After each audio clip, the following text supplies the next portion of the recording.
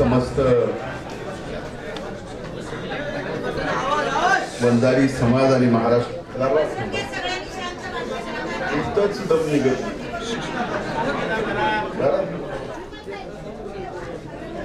आता तर गाडी स्टार्ट झाली. समस्त वंजारी समाज महाराष्ट्र राज्य आयोजित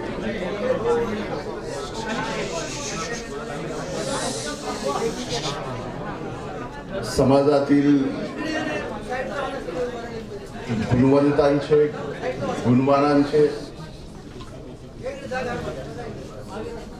या सत्कार सोहळ्याच्या कार्यक्रमाला उपस्थित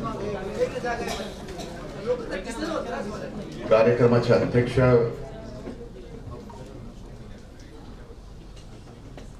आदरणीय पद्मश्री डॉक्टर तात्यारावजी लाने साहेब,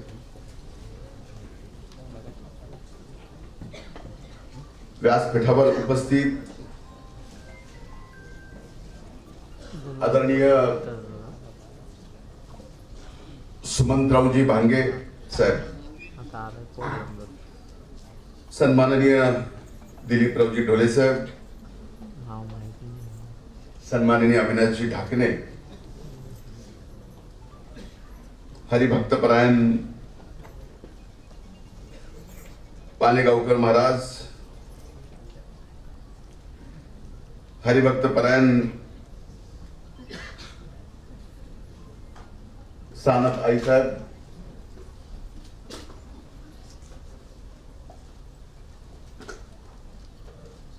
माननीय दादाजी विधाते पद्मश्री,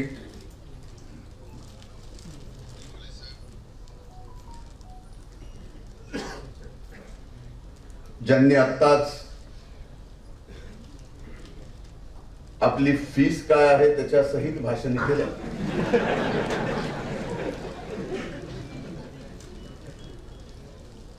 सन्माननीय कांगणे गुरुजी, ज्यांचा आज इथे सत्कार झाला, सन्माननीय राहुलजी केंद्रे,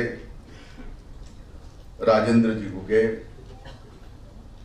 प्रदीपरावजी करपे, अशोक महाराज, विनोदजी वाघ,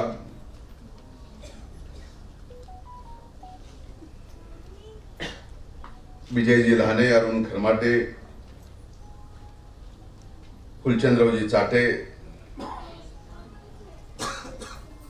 ज्यांनी आज कार्यक्रमाचं खऱ्या अर्थानं आयोजनाची जबाबदारी घेतली, ते डॉक्टर सन्माननीय अमोलजी गीते, आपल्या सर्वांना एकत्रित आणण्याचं ज्यांनी आव्हान पेललं आणि या कार्यक्रमाचं संचालन आणि भाषण दोन्हीही केलं,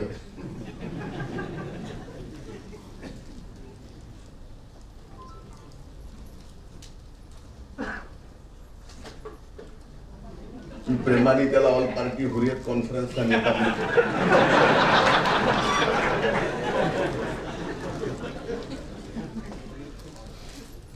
सन्माननीय धनराजजी गुट्टे, आज या व्यासपीठावर समस्त समाजाच्या वतीनं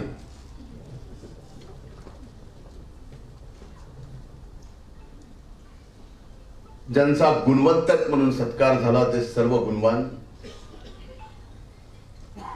व्यासपीठावर ज्यांची मी नावं घेतली नाही त्यांची क्षमा मागून सन्माननीय व्यासपीठ,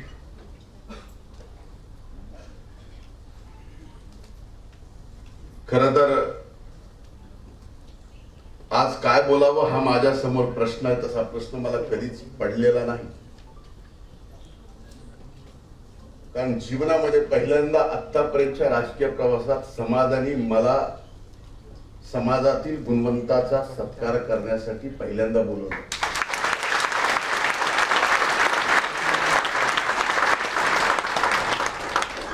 संजय भाऊ इथं आहे आणि आजच्या कार्यक्रमाला पंकजाताई पण येणार होत्या, पण त्यांनी म्हणजे आता भाऊ चाललाय, मी मागे थांबते, तूच माझ्या वतीनं शुभेच्छा दे. ताईंच्या वतीनं सुद्धा आपल्या सर्वांना मी शुभेच्छा देतो. इतक्या दिवस तुम्ही मला बोलवत नव्हता,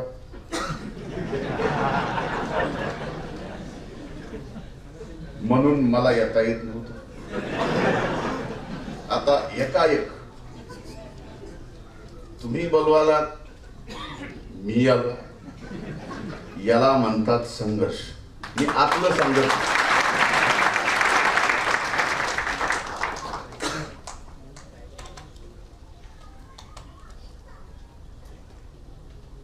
संघर्ष काय असतो?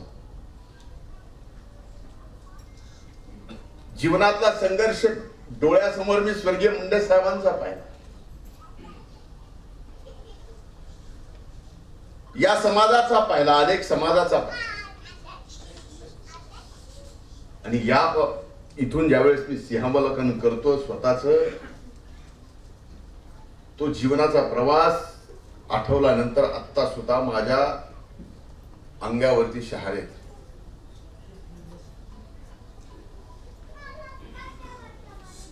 आज या सकल समाजाच्या वतीनं समाजातील गुणवंताचा सत्कार माझ्या हाताने होत आहे. माईच्या त्या समाजाने मला किती शिव्या दिल्या ते मला माहिती.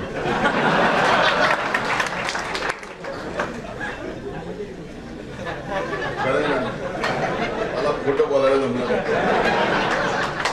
मी जे बोलतो इथं आणि इथलं सिंक्रोनाइज झाल्याशिवाय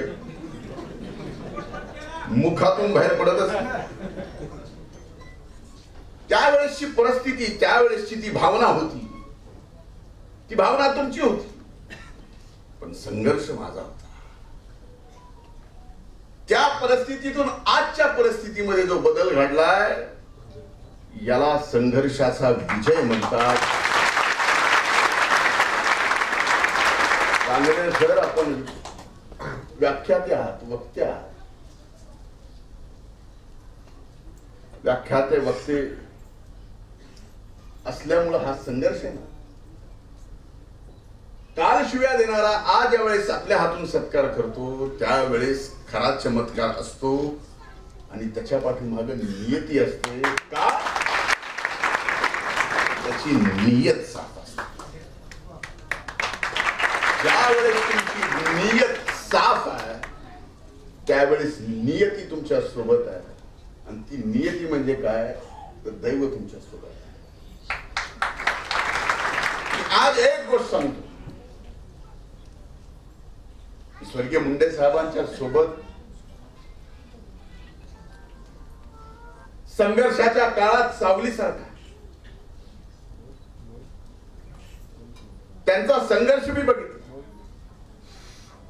त्या संघर्षातून जिथपर्यंत ते पोहोचले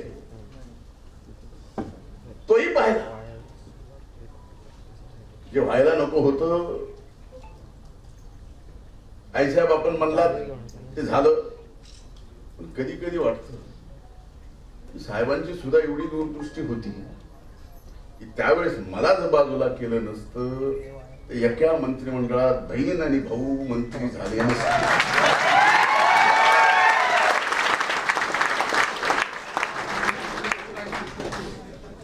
संजय भाऊ आमदार झाले नसते. म्हणून मला माझ्या माय म्हणजे माझ्या आजी एक गोष्ट सांगायची. मी एक दोन भाषणात सांगितले, देव करतो ते भल्यासाठी. ती गोष्ट सांगणार नाही, पाहिजेच असेल तर कुठलं तरी एखादं भाषण आहे त्यात आहे, पण देव करतो ते भल्यासाठी. आज जे काही माझ्यासोबत झालं, मी राजकीय जीवनात आहे, मी ते कधीही स्वीकारेल. चांगलं स्वीकारील, वाईट स्वीकारील, टीका स्वीकारील, शिव्या स्वीकारील. का तर मी राजकारणात आणि समाजकारणात आहे. लोकशाहीमध्ये हा टीका करायचा कुणालाही अधिकार. मला करा, व्यक्ती म्हणून धनंजय मुंडेला करा. जर धनंजय मुंडे चुकलाय तर त्याला कधीच माफ करू नये, प्रत्येकाने करावं. पण तो विषय फक्त धनंजय मुंडेपर्यंत असावा, धनंजय मुंडेच्या जातीपर्यंत, धनंजय मुंडेच्या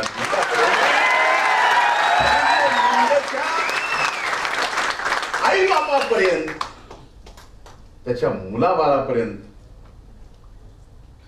हे कधीच झालं नाही. बरं झालं तर किती दिवस. जगाच्या पाठीवर एखाद्या व्यक्तीचं मीडिया ट्रायल माझं सोडून द्या, पण माझ्या सहित जात, माझ्या सहित इतर समाज, माझ्या सहित जिल्हा एवढा बदनाम. आणि एक दिवस नाही, 2 दिवस नाही, 200 दिवस,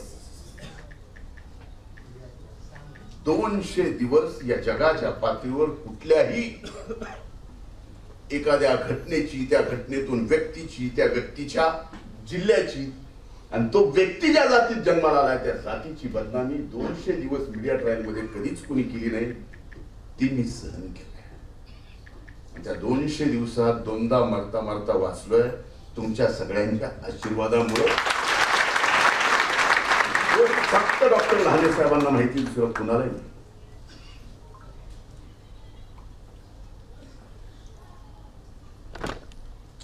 स्वर्गीय मुंडे साहेबांनी मला, माझ्या वडिलांनी कधी जात पात धर्म याच्यावर राजकारण करण्याचं सांगितलेलं नाही. आजही समाजाच्या समोर बोलतोय, जात पात धर्म जोपर्यंत समाजकारणात आहे, राजकारणात मला करता येणार नाही. तो अधिकार मला दिलेला नाही, कारण ज्या वेळेस तुम्ही नेतृत्व म्हणून उभं राहता त्यावेळेस तुम्ही एका समाजाचे नसता, तर सर्व जाती धर्मातले असता. पण ज्या समाजात जन्माला आला त्याचा अभिमान मात्र असावा लागतो. आणि गरज काय, एक फोन लावला की काम होतं. पूर्वी लावावं लागायचं, बोलवावं लागायचं. इथं बरेच जण आलेत, सर्व क्षेत्रातले आलेत, प्रत्येक ठिकाणी अडी अडचणी येते. आणि त्या अडी अडचणीच्या काळात ज्याला अडचण येते त्याला त्यावेळेस धनंजय मुंडेचा फोन नंबर आठवतो. याच्यासारखं देवानी मला तरी काय द्यावं, आपल्या मंत्री पदाला काय द्यावं.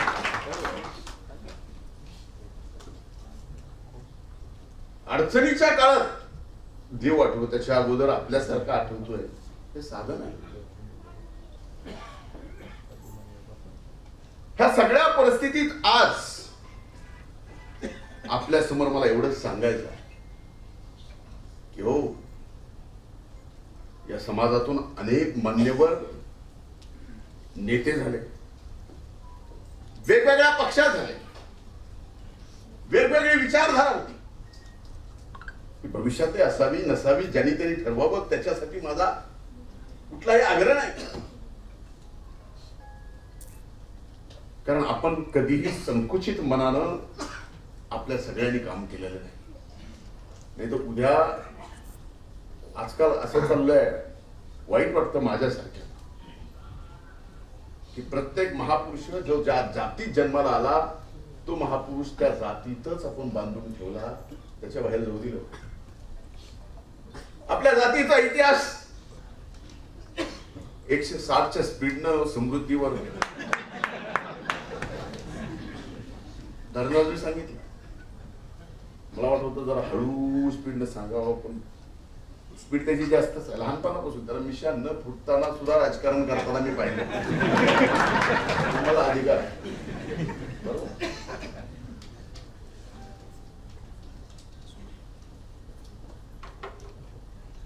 फार मोठा इतिहास आहे. महाराणा प्रतापापासून सांगितलं तर युगपुरुष छत्रपती शिवाजी महाराजापासून आपण सांगितलं.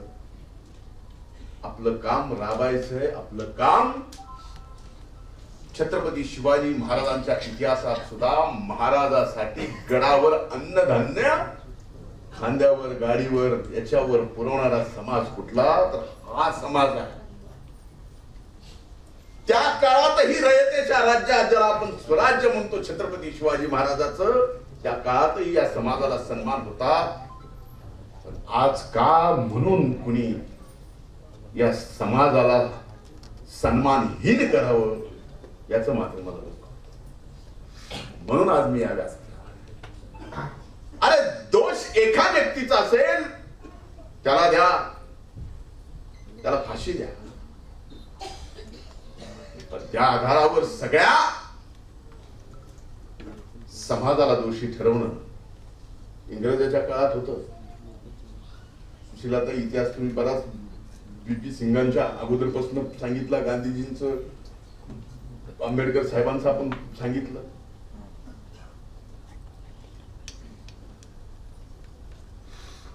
तसे अनेक संदर्भ आपल्याला माहिती.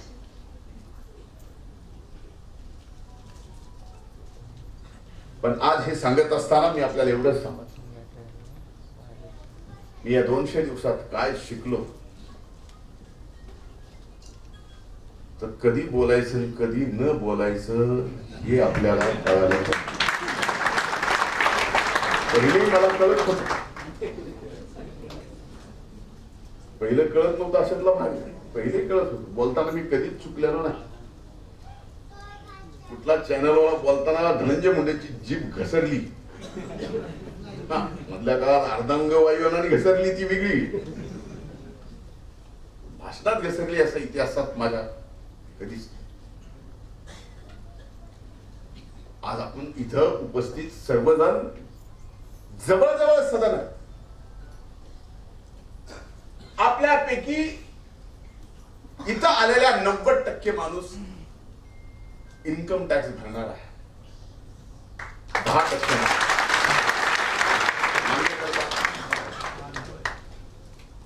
पण जो इथं नाही, आज ऊसाच्या फळावर ऊस तोडतोय, तो 80% समाज आज तिथं आहे. खरी आपल्या सुबत्तेची गरज, त्यांना जीवन जगण्यासाठी थोडी बहुत आधार आपण सर्वांनी करण्याची गरज आम्ही तर रोजच करतो. आमच्या वडिलांनी सांगितलंय, इकडलं इकडं करू द्यायचं नाही, इकडलं इकडं करू द्यायचं. वारकरी संप्रदायातील महंत तिथं बसलेले ते सांगते, चांगलं केलेलं डाव्या हाताने उजव्या हाताला करू द्यायचं नसतं.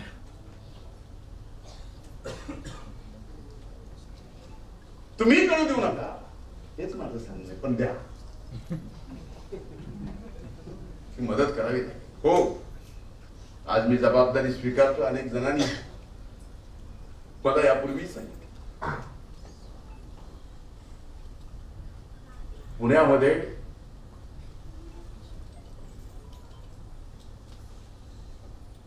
महंत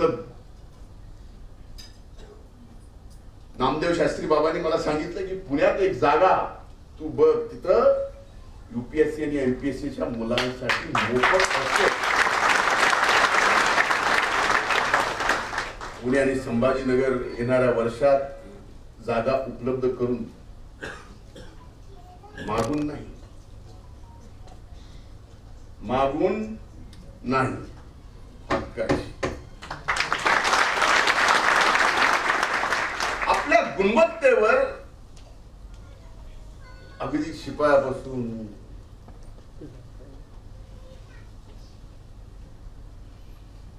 आता बघा योगायोग कसा असतो.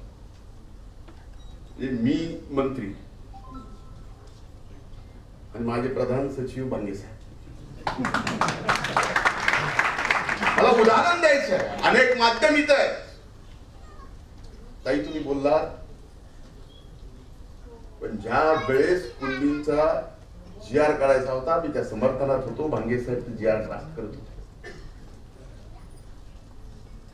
मराठा समाजाला जास्तीत जास्त आरक्षण मिळावं याचा ड्राफ्ट, अभिमान वाटतो सांगायला, सचिव म्हणून भांगे साहेबांनी केला. आणि त्या समितीचे तुम्ही अध्यक्ष सुद्धा होतात भांगे साहेब.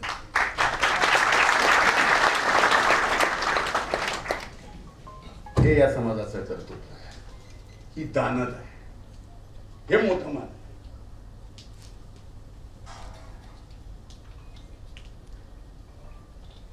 पण आज ह्या सगळ्या परिस्थितीत आपल्याकडे असं आपल्याकडे तसं बघितलं जातं, बोललं जातं. बोलू द्या, काय खा, तर अशा परिस्थितीत फक्त दम खा.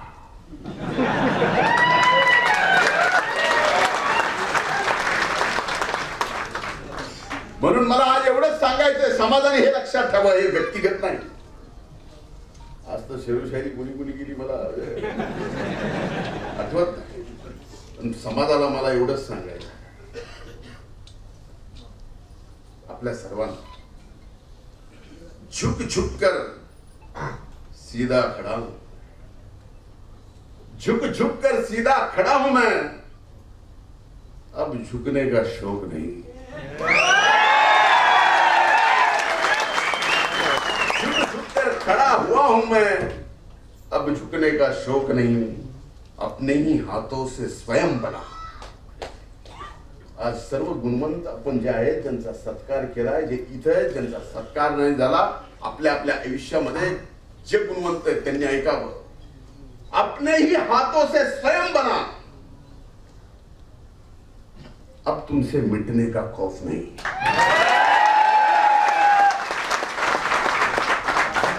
अब तुमसे मिटने का खौफ नहीं. तुम हालातों की भट्टी में जब जब मुझे डालोगे, तुम हालातों की भट्टी में तुम जब जब मुझे झोंकोगे, तब तब कर कर सोना ही निखरूंगा मैं. तापून तापून आपण सोनच होणार आहे, त्याच्यामुळं काळजी करायची. पण एक आपण वंचित मधले किंचित आहोत, कळलं? आणि वंचित मधले किंचित असून एवढ्या एवढ्या मोठ्या मोठ्या पदावर जाताना बऱ्याच जणाला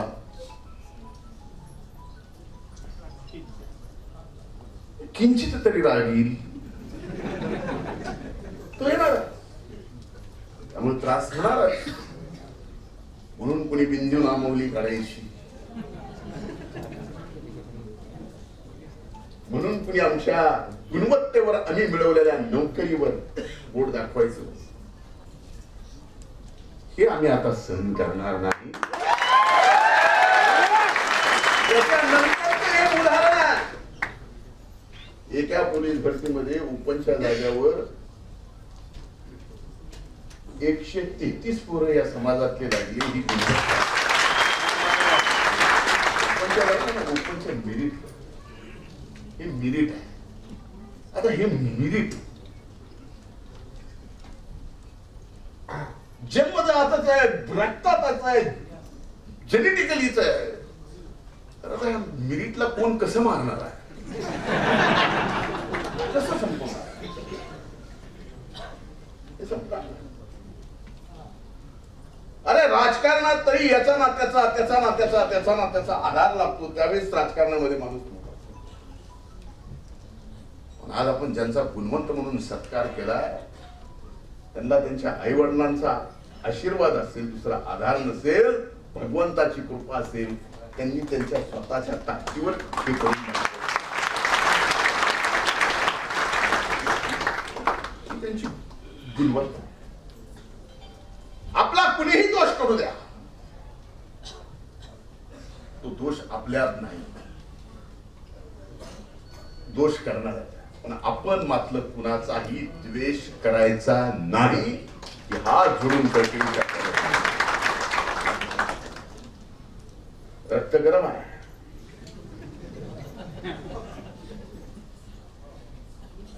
लेकिन कब गरम और कब नरम करना, ये यहां से सोचना पड़ेगा. त्यावेळेस आपल्याला. पण आज मला एका गोष्टीचा नक्कीच अभिमान वाटतो की भले ये काळात मी ज्या जातीत जन्माला आलो त्या जातीतल्या असंख्य किंवा समूळ मला माझा द्वेष केला, पण ज्या काळात जीवनातलं सर्वात मोठं संकट आलं त्यावेळेस आपणच सर्व माझ्या गंभीरपणे पाठीमागे उभा राहिला.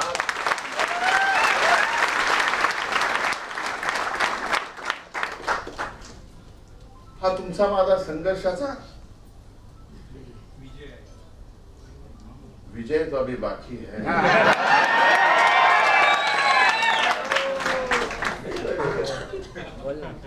मी 200 दिवस शांत होतो का?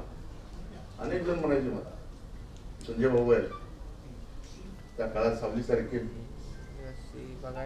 बोलत का नाही, काहीच खरं नाही, काही उठून बोलत का नाही. म्हणलं ज्याला ज्याला जे जे बोलायचंय ते बोलूया, मी बोलणार नाही. जे जे काढायचं काढू द्या, मी त्याच्यावर स्पष्टीकरण देणार नाही. मीडियावाले माझे मित्र सुद्धा मला म्हणले की हे काय चाललंय, तू का प्रतिक्रिया देत नाहीस. म्हणलं जी क्रिया मी केलेलीच नाही त्याची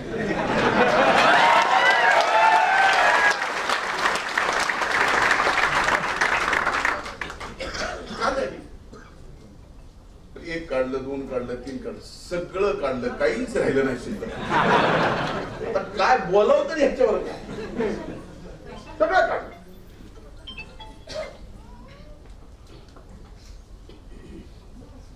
पण काढून काढून दम त्यांचा निघाला. मी मात्र हे सगळं का काढलं, कारण मी एका प्रतिक्रियेचं जर एक उत्तर दिलं असतं तर त्या उत्तरातून 1000 प्रश्न अनेकांना विचारायला झाली असती. म्हणून मी बोललो नाही, संयम ठेवला. आणि ज्यावेळेस नियत साफ असते, नियती तुमच्या सोबत असते. हे पुन्हा एकदा उदाहरण, माझ्यावर कृषी विभागाचा मंत्री असताना आरोप केले ना, याऊन केलं, मी जाऊन केलं, अरे मी नाही,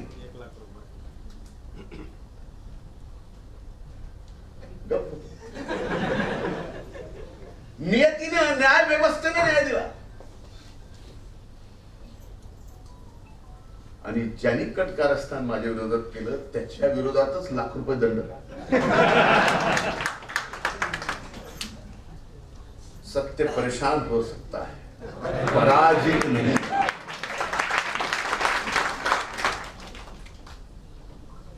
कुठेही संकटातून संघर्षातून जावं लागेल. हे मलाच का, हे देवाला विचारायची गरज नाही. प्रारब्ध हा देवाला सुद्धा चुकला नाही. मी जर चुकत नसेल म्हणतांच्या समोर बोलतो उगाच काहीतरी बोलायचं, देवाला सुद्धा चुकला. आता श्रावण महिना चालू आहे. आई साहेब काय शिवशंकराला प्रारब्ध चुकला नाही? चुकला. त्यांच्या हातूनही त्यांच्या गणपतीचं म्हणून गज बसवावं लागेल, म्हणून गजानन म्हणतो हा प्रारब्ध आहे. म्हणून संघर्षात काय करायचं तर संयम ठेवायचा, संघर्ष करत राहायचा. संघर्ष आपला कायम, आखिरी में जीत अपनी है.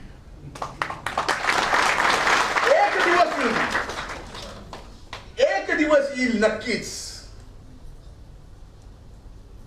त्या दिवशी तुम्हा सगळ्यांना सर्व समाजातून छाती फुगवून सन्मानानच आज द्वेष करतात, सन्मानानच महासन्मानानं तुम्हाला बोललं पाहिजे.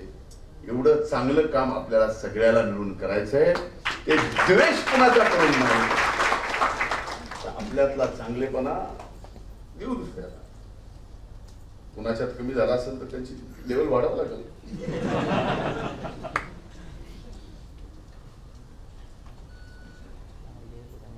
मला अनेक जण माझे मित्र म्हणले की तू गप्प राहिला. म्हणलं हो, आणि कदाचित मी गप्प राहिलो असतो तर मला जे आजारपण आलं ते आलं तर माझा स्वभाव व्यक्त होणार. माझा स्वभाव जर व्यक्त होणार, मी जर अव्यक्त झालो, 200 दिवस काहीच बोलत नाही, फक्त माझ्या विरोधात जे जे चाललं, जे शिवाय शाप देतात, घरादाराला देताय, जातीला देताय, जिल्ह्याला देतायत, मातीला देतायत, माझ्या परडीला देत, सगळ्या गुमान सहन केलं, बोललो नाही म्हणून हे झालं. जर बोललो असतो तर हे झालं नसतं. ज्या काळात आता संजय भाऊनी त्यांच्या मोबाईलवरून सांगितलं, त्या काळामध्ये मला एक 2 ओळी गुलजार साहेबांच्या आठवल्या कि नए सफर में खामोशी को अपनाया मैंने, नए सफर में खामोशी को अपनाया मैंने, क्योंकि बिना गलती के बहुत कुछ सुना है मैंने.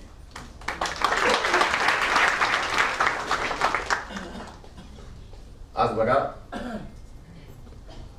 अनेक टॅलेंट असे ज्याला प्रोत्साहनाची, आर्थिक आधाराची, सर्व गोष्टीची आवश्यकता आहे. माझी आपल्याला हात जोडून विनंती, जे ज्या क्षेत्रात आपण काम करताय, भलेही आपल्याला काही गोष्टीत मदत त्यांना करता आली नाही, तर त्या व्यक्तीचं टॅलेंट बघून तुम्ही मला सांगा, अशा टॅलेंटला पुढे आणण्यासाठी आणि तो जगात नाव करील असं करण्यासाठी आपण पूर्ण ताकदीनं मदत करू. आपण संत श्रेष्ठ ऐश्वर्य संपन्न भगवान बाबांचं नाव घेतलं, वामन भाऊंचं. ही ओळख आहे, पण ह्या ओळखीसाठी आपण काय करतो? आपल्याला माहित नाही भगवान गडावर एमपीएससी आणि युपीएससी जसं आपण अनेक जण करतात तसं तिथं सुद्धा त्या गडासाठी आपण काय,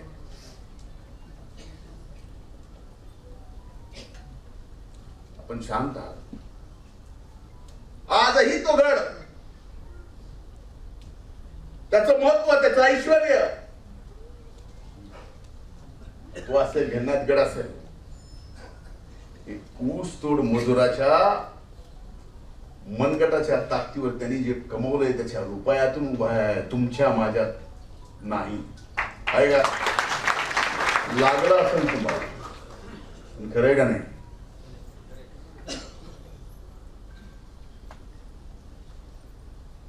पण ह्या सगळ्या गोष्टीचा विचार करण्याची गरज, हे बोलणं मी उचित नाही. अनेक जण आहेत जे ह्या सगळ्या गोष्टी, तू बघ, धनराजला मी बऱ्याचदा ह्याला सांगत होतो, आज सूट बूट मध्ये आला म्हणून जरा थोडस मिशा नव्हत्या, त्याला आज दाढीला डाय करावं लागतं. हा प्रवास धनराज तुझा आणि माझा लहान नाही. आज पुढ्यालाच पुढाकार घेऊन हे सगळं केलंस. आज ना उद्या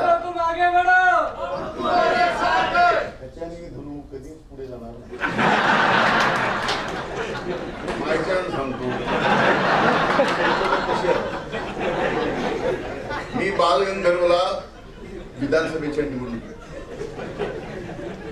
सगळ्या विद्यार्थ्यांच्या सोबत संवाद करायला उठलो. मी भाषणाला उठलो की एक घोषणा आहे, नियम बोलता नाही वाटत, बहुत बड़ा हो रहा है क्या, बहुत खोलता है क्या. आणि त्याच दिवशी म्हणलं की ही घोषणा मला नीट करण्यासाठी का नीटनिटकी करण्यासाठी, आज कळालं. त्या दिवशी बोलले. आणि ह्या वाणीवर सुद्धा आणि माझ्यावर सुद्धा कांगणे साहेब सरस्वती मातेचीच कृपा आहे. आपला लक्ष्मीचा संबंध तसा सहजासहजी नाही. काय ते लोकांचं आपलं काय, आपल्या घरावर तुळशी पात्र ठेवून चाललंय सगळं. जीवन पथ पर जो भी मिले ये भी सही वो भी सही असं म्हणण्यासारखं. त्यानंतर आल्यात आमचे डॉक्टर, त्यांना माहिती आहे, आपल्यापैकी अनेक जणांना माहिती आहे. हा कार्यक्रम भलेही मी असो नसो, भलेही आपल्याला मला बोलवा वाटत असेल नसेल, हा कार्यक्रम अखंडित ठेवा.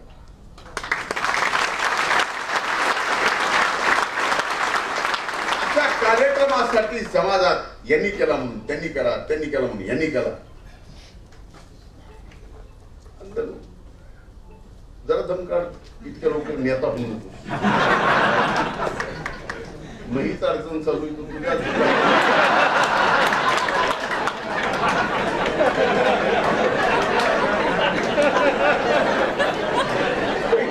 का आणि पहिले त्या झाली पूर्ण अडचण आहे.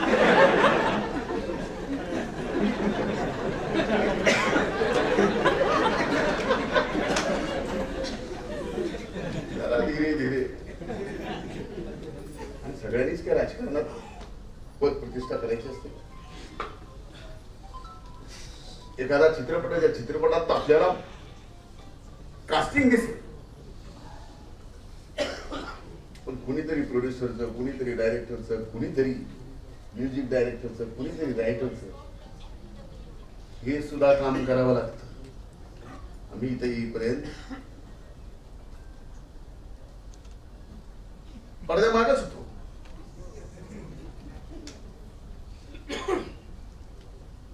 जिल्हा परिषदेचा उपाध्यक्ष होईपर्यंत कधीच साहेबांच्या स्टेजवर मी नसायचो. जिल्हा परिषदेचे अध्यक्ष आमचे अण्णा होईपर्यंत अण्णा आमचे कधीच स्वर्गीय मुंडे साहेबांच्या स्टेजवर नसायचे. म्हणजे दादा इथे माझ्या वडिलांसोबत सावलीसारखे राहिलेले, त्यांना माहिती हे रोल सुद्धा प्ले करावे लागतात. प्रत्येकाने जर समजलं की आपण हेच व्हायचं, तेव्हा ह्या सगळ्या रोल मध्ये आपल्याला आता कसं आपण सगळ्यांनी अधिकाऱ्यांचा आज इथं टॅक्सी पर्यंत पायलट पण आता उदाहरण टॅक्सी चालक आणि विमान चालक पण आहे, सगळे मध्ये ह्या सगळ्या रोल वेगवेगळे प्ले करतात. पण हे करत असताना आपण एकमेकाला भांडून जमणार नाही. आता मी किती भांडणं मिटविलेत काय सांगायचं. माझं संजय भाऊचं नक्की भांडण होत. स्वर्गीय मुंडे साहेबांची आणि दोन साहेबांची दोनदा लढत झाली. एकदा मुंडे साहेब पडले, पुन्हा बाप्पा पडले. माझी 2002 ला माझी संजय भाऊचीच लढत एकदा नाही दोनदा, 2002 ला 2007. पण शब्द दिला माझी राहिलेली आमदारकी मी जर आमदार झालो तर संजय भाऊ तुम्हाला हे सुद्धा पाहिजे द्यायचं. आपल्यात काय आपण मोठे झालो की आपल्याला वाटते हे जरा कॉम्पिटिशन मध्ये यायला ह्याला तसं माझ्याकडे नाही बिलकुल. जे जे मोठं होईल कर्तृत्वाने त्यांनी मोठं कर्तृत्वाने व्हायला पाहिजे. तुम्हाला मोठी अडचण होती ताई कबू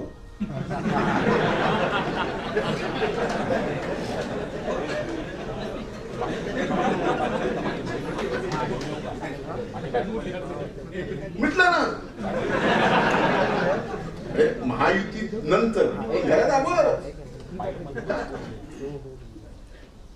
ह्या सगळ्या गोष्टी आपल्यात सुद्धा मला तर काय सांगायचं कसले कसले तुम्ही आपल्या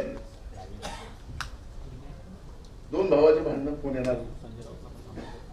आता मी मला घरातलं भांडण आहे तुम्ही नाही केलं म्हणते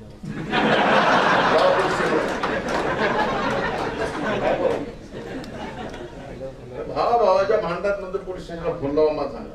अरे म्हणतो भावाचं त्यामध्ये तुम्ही मिटवलं नाही माझं फोन करावं लागतं तुमचे मी चालले ना. आता ना हा जोडून करतो